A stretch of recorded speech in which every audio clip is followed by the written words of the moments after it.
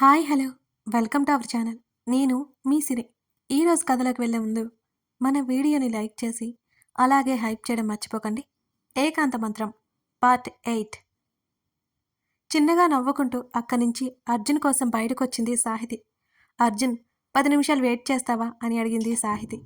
ఆ ఆంటీతో మాట్లాడుతూ ఉంటాను, నువ్వు వచ్చేయ్ అని అర్జున్ అనగానే చిన్నగా నవ్వి ఇంటి లోపలికి వెళ్ళిపోయింది సాహితి. గార్డెన్లో ఉన్న సుప్రజ దగ్గర కూర్చుని మాట్లాడుతున్నాడు అర్జున్. ఎక్కడికి వెళ్తున్నారని సుప్రజ అడగ్గా మైత్రి కోసం గిఫ్ట్ కొనడానికి అని చెప్పాడు అర్జున్.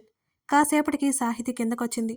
ఆమె డ్రెస్ చేంజ్ చేసుకోవడానికి వెళ్ళిందని అతనికి అర్థమైంది. అప్పటికే చీకట్లు ముసురుకుంటూ ఉన్నాయి. స్కై కలర్ డ్రెస్లో ముద్దుగా ఉంది సాహితి. సాహితిని చూడగానే వెళ్దామా అని అడిగాడు అర్జున్.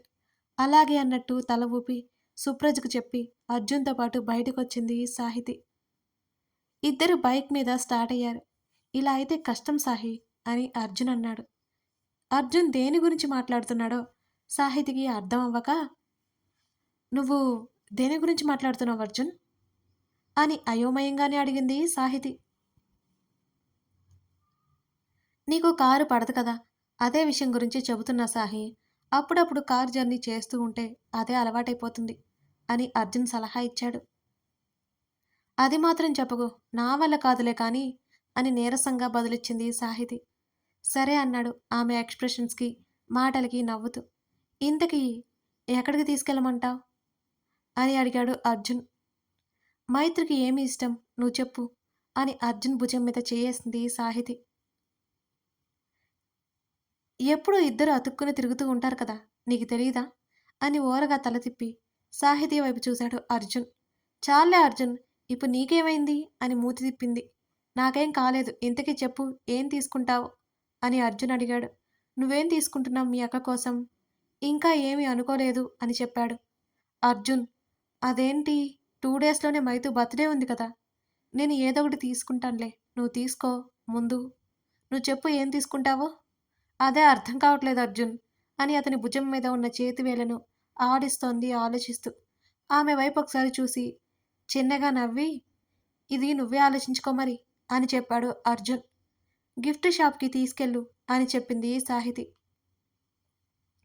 గిఫ్ట్ షాప్ ముందు బైక్ ఆపాడు. ఎక్కడ కాదు కానీ వాచ్ షాప్కి తీసుకెళ్ళు అని వెంటనే చెప్పింది సాహితి. గాడ్, నీతో బయట తిరగడం చాలా కష్టం అంటూ వాచ్ షాప్కి తీసుకెళ్లాడు. అటు బండిని కదిలించాడు. ఆ మాత్రం దానికి మూతి తిప్పింది సాహితి. ఇద్దరూ లోపలికెళ్ళాక లేటెస్ట్ మోడల్స్ చూపించమని సెలెక్ట్ చేస్తోంది సాహితి. అరగంట నుంచి అన్నీ తిప్పేస్తుంది కానీ ఒక పట్టాన ఆమెకి ఏమీ నచ్చడం లేదు. సాహి, ఏమైంది అని మెల్లిగా అడిగాడు అర్జున్. చూస్తున్నా అర్జున్, ఈలోపు నువ్వు నాకు ఒక వాచ్ సెలెక్ట్ చెయ్యి అని అర్జున్కి చెప్పింది. షాప్ అతనికి చెప్పి అర్జున్ ముందు కొన్ని వాచెస్ పెట్టించింది. ఎట్టకేలకు మరో అరగంట తర్వాత మైత్రి కోసం వాచ్ సెలెక్ట్ చేసింది సాహితి. అర్జున్కి మాత్రం 5 నిమిషాల్లో సెలెక్ట్ చేసి సాహితి వైపు పెట్టాడు. బిల్ వేయించుకొని బయటకొచ్చారు ఇద్దరు. చిన్న వాచ్కి ఇంతసేపు వెతికావంటే నీతో బట్టల షాప్కి వెళ్ళాలంటే ఖచ్చితంగా నీరసం వస్తుందేమో అని అర్జున్ అనగానే, గంట కూడా వెయిట్ చేయలేవా అని చిరుకోపంగా చూసింది. కోపం తాలూకా ఎర్రగా మారిన ఆమె ముఖాన్ని చూసి నవ్వుతూ, నెక్స్ట్ ఏంటి అన్నాడు. డిన్నర్ అంది సంతోషపడిపోతూ. ఒకసారి చేతుకున్న వాచ్ వైపు చూసుకుని, నా ఫ్రెండ్స్ ఉన్నారు, వాళ్ళు వస్తారు, నీకేం పర్లేదా, అసలు నేను వచ్చింది వాళ్ళని కలవడానికి అని అర్జున్ అన్నాడు. సరే అన్నట్టు తల ఊపింది సాహితి. కాసేపు తర్వాత అనిల్ కాల్ చేశాడు, అందరూ వచ్చినట్టు ఉన్నారు అని. ఒక గార్డెన్ రెస్టారెంట్కి తీసుకెళ్లాడు అర్జున్. అప్పటికే అనిల్, అను, జనని, అచ్యుత్ అని అర్జున్ ఫ్రెండ్ బ్యాచ్ అక్కడ దిగింది. సాహితితో పాటు వాళ్ళ దగ్గరికి వెళ్ళి కూర్చున్నాడు అర్జున్ తినడానికి. తను సాహితి తెలుసు కదా మీకు అని అడిగాడు అర్జున్. అనిల్కి అదే కాలనీ కాబట్టి సాహి బాగా తెలుసు. అర్జున్కి జూనియర్ కాబట్టి మిగిలిన వాళ్ళకు కూడా సాహితి గుర్తుంది. కాకపోతే సాహితిని చూసి 2 సంవత్సరాలైంది. అందరూ హాయ్ చెప్పగానే ఇబ్బందిగా కూర్చొని అందరికీ రిటర్న్ విష్ చేసింది. ఏంటి అర్జున్, సడన్గా రమ్మని చెప్పావు అని అడిగింది జనని. నేను జాబ్ పర్పస్ మీద వేరే సిటీకి షిఫ్ట్ అవుతున్నాను, అందుకే మీకు ట్రీట్ ఇవ్వాలని అని చిరునవ్వుతో చెప్పాడు అర్జున్ అందరినీ చూస్తూ. అందరూ కంగ్రాట్స్ చెప్పారు. సాహితీ మాత్రం ఆశ్చర్యపోయింది. ఆ విషయం తనకు తెలియదు కాబట్టి. అర్జున్ వెళ్ళిపోతున్నాడు అంటే మనసంతా ఏదోలా అయిపోయింది సాహితికి. ఎవరికి నచ్చిన వాళ్ళు ఆర్డర్ ఇచ్చారు. ఒక మాట కూడా మాట్లాడకుండా మౌనంగా తింటోంది Sahiti. Sahi, are you okay అని అర్జున్ అనగానే చిన్నగా నవ్వి బాగున్నట్టుగా తల ఊపింది సాహితి. అక్కడ అందరూ సరదాగా భోజనం చేస్తుంటే సాహి ఒక్క మాట కూడా మాట్లాడలేదు. అర్జున్ నీతో మాట్లాడాలి అని అంది జనని. చెప్పు అన్నట్టు ఆమె వైపు చూశాడు అర్జున్. కొంచెం పర్సనల్ అంటూ ముగ్గురిని చూసింది జనని. ఎలాగూ డిన్నర్ అయిపోవడంతో అక్కడి నుంచి బయటకొచ్చారు అంతా. జననికి ఇన్నాళ్ళకి ధైర్యం వచ్చింది అని నవ్వాడు అచ్యుత్.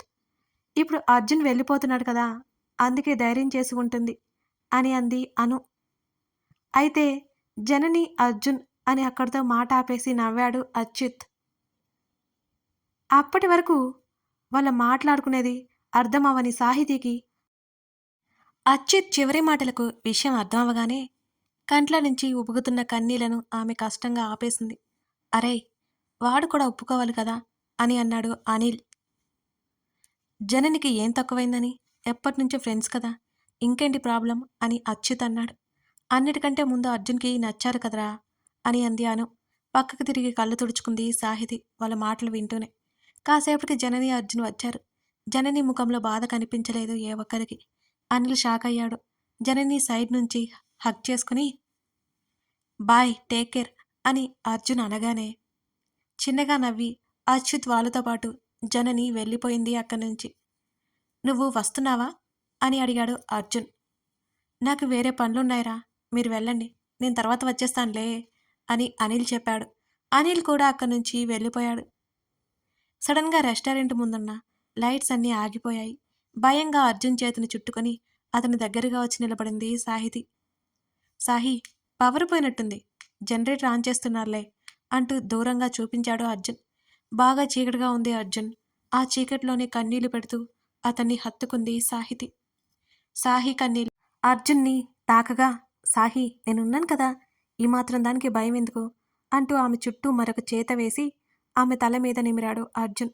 కాసేపటికి పవర్ రావడంతో కష్టంగా దూరం జరిగి కళ్ళు తుడుచుకుని అతని వైపు చూసింది సాహితి. ఆమె చేతిని పట్టుకుని ఆమె కళ్ళల్లోకి చూసి బైక్ దగ్గరికి తీసుకెళ్లాడు అర్జున్. అతను స్టార్ట్ చేయగానే మౌనంగా బైక్ ఎక్కొచ్చుంది సాహితి. సాహి, కాసేపటి తర్వాత పిలిచాడు అర్జున్. ఆమె ఇంకా మౌనంగా ఉండడంతో ఆ అంది మెల్లిగా. ఏమైంది అని అన్నాడు అర్జున్. ఏం లేదర్జున్ అని చిన్నగా నవ్వింది. నువ్వు ఇంకా చాలా ఎదగాలి సాహి, చీకటికి భయపడి ఎవరైనా ఏడ్చేస్తారా అని అర్జున్ అన్నాడు. అక్కడ చూసావు కదా, చాలా చీకటిగా ఉంది అర్జున్ అంది సాహితి. వదిలై ఆ టాపిక్, ఇంకా అక్కడే ఉన్నావా అన్నాడు. లేదులే. కాసేపటికి ఇంటి ముందు బైక్ ఆపాడు అర్జున్. సాహితి అలాగే చూస్తుంటే ఏమైనా అడగాలా అని అన్నాడు అర్జున్. ఏం లేదన్నట్టు అడ్డంగా తల ఊపింది. థ్యాంక్ యూ అని అర్జున్ వైపు చూస్తూ చిన్నగా నవ్వింది. ఇదెప్పటి నుంచి సాహి? ఎప్పటి నుంచి నేర్చుకున్నావు సీరియస్గా చూశాడు అర్జున్. హెల్ప్ చేసినందుకు థ్యాంక్స్ చెప్పాలి అర్జున్ అంటూ చిన్నగా నవ్వి సాహితీ లోపలికి వెళ్ళిపోతుంటే నా అనుకున్న వాళ్ళకి థ్యాంక్స్ అక్కర్లేదు అంటూ అరిచి చెప్పి తను బైక్తో సహా ఇంటికెళ్ళిపోయాడు అర్జున్. చెంపల మీద జరుగుతున్న కన్నీళ్లను తుడుచుకోవడం కూడా మర్చిపోయింది సాహితి ఆ క్షణంలో. మరుసటి రోజంతా అర్జున్ వాళ్ళ ఇంటికి వెళ్ళలేదు సాహితి. సాహితి కోసం వచ్చింది మైత్రి. ఆంటీ, సాహి ఎక్కడ, నిన్నటి నుంచి నాకు కనిపించలేదు అని సుప్రజని అడిగింది మైత్రి. ఇంట్లోనే ఉంది మైత్రి, అడిగితే తలనొప్పిగా ఉంది అని చెప్పింది. ఇప్పుడే టాబ్లెట్స్ ఇచ్చి కాఫీ ఇచ్చేసి వస్తున్నా అని చెప్పింది సుప్రజ. ఓకే ఆంటీ, నేను మాట్లాడి వస్తాను అని మైత్రి అంటుంటే మైత్రి చేతిలో మరో కాఫీ కప్ పెట్టింది సుప్రజ. గదిలోకి వెళ్ళేసరికి సాహితి పడుకొని కనిపించింది. కాఫీ కప్పు పక్కన పెట్టేసి సాహితి పక్కన కూర్చొని సాహి అని పిలిచింది మైత్రి. మెల్లిగా కళ్ళు తెరిచి చూసింది సాహితి. ఏడ్చి ఏడ్చి కళ్ళు బాగా లోపలికి పోయి ముఖమంతా బాగా ఎర్రగా మారిపోయింది సాహితిది. మైత్రి ఆశ్చర్యపోయింది. సాహి, ఏమైందే, ఎందుకిలా ఉన్నావు అని కంగారు పడిపోయింది మైత్రి. మైత్రి ఒడిలో తల పెట్టుకుని వెక్కి వెక్కి ఏడుస్తుంది సాహితి. సాహి, ఏడవకే, అసలు ఏమైందో చెప్పు అప్పటికే మైత్రి కళ్ళల్లో నీళ్లు తిరిగాయి. స్నేహితురాలు ఏడుపులు చూసి అర్జున్, అర్జున్ అని ఏడుస్తుంటే ఏమీ అర్థం కాలేదు మైత్రికి. అర్జున్ ఇంట్లోనే కదా ఉన్నాడు. ఏమైంది? అని అడిగింది మైత్రి. కాసేపటి తర్వాత కళ్ళు తుడుచుకుని లేచి కూర్చుంది. సాహి, అంతగా ఎందుకు ఏడుస్తున్నావు? అర్జున్ ఏమైనా అన్నాడా నిన్ను? ఆ? అని అడిగింది మైత్రి. "ఊహుం" అని కళ్ళు తుడుచుకుంటూ అడ్డంగా తల ఊపింది సాహితి. అబ్బా! మరేమైందో చెప్పవే? నాకు భయంగా ఉంది అని మైత్రి అడుగుతుంటే, అర్జున్‌కి జాబ్ వచ్చింది కదా! స్టేట్స్‌కి వెళ్ళిపోతున్నాడు. అవునా? అని అడిగింది సాహితి. అవును. దానికి ఏడుస్తున్నావా? అని అడిగింది మైత్రి. హుహు. అర్జున్ ఇంకా లైఫ్‌లో ముందుకు వెళ్తే నాకు సంతోషం. దానికెందుకు ఏడుస్తాను మైతూ? నాతో కనీసం ఒక్క మాట కూడా చెప్పలేదు కదా! ఆ! నేను పరాయిదాన్ని అయిపోయాను కదా అర్జున్‌కి, అందరికి అని మళ్ళీ ఏడ్చింది సాహితి. సాహి, అది కాదే. ఎందుకు చెప్పలేదు అంటే అని మైత్రి చెప్తుంటే, అంటే నీకు కూడా తెలుసు. నాకు చెప్పలేదు. అంతే కదా? అని అడిగింది సాహితి దీనంగా. ఇదిగో ఇలా బాధపడతావని చెప్పలేదు సాహి అని సర్ది చెప్పే ప్రయత్నం చేసింది మైత్రి. చెప్పకుండా వెళ్ళిపోదాం అనుకుంటున్నాడా అయితే నీ తమ్ముడు? నువ్వు కూడా అలాగే పంపించేద్దాం అనుకున్నావు కదూ? కనీసం ఫ్రెండ్‌గా కూడా చూడట్లేదు నన్ను అని అంది సాహితి మైత్రినే చూస్తూ. సాహి, నువ్వు బాధపడతావనే చెప్పలేదు. అర్జున్ ఎందుకు చెప్పలేదో మరి అని మైత్రి ఆ మాటలు చెబుతుంటే, అర్జున్‌కి నేను ఫ్రెండ్ మాత్రమే. నాకు ఆ విషయం తెలుసు.